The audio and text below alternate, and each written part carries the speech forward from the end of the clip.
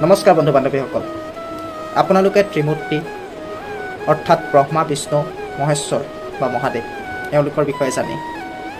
ব্ৰহ্মাই আমাৰ এই কালচক্ৰটোক 4টা যুগত বিভক্ত কৰিছে: সত্যযুগ, ত্ৰেতা যুগ, দ্বাপৰ যুগ আৰু কলি যুগ। এই 4টা যুগতে ভগৱান বিষ্ণুৱে 10টা অৱতাৰ লৈছিল। সত্যযুগত মৎস্য অৱতাৰ, কুৰ্ম অৱতাৰ, বৰাহ অৱতাৰ আৰু নৰসিংহ অৱতাৰ।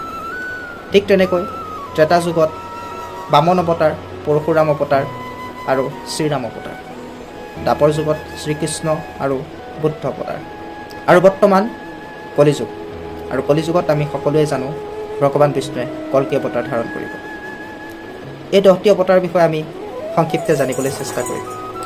গতিকে আপোনালোকে চাই যদি ভাল পাইছে, লাইক, শ্বেয়াৰ, কমেণ্ট কৰি অলপ উৎসাহ দিব, যাতে আমি এনেকৈ আগবাঢ়ি যাব পাৰোঁ।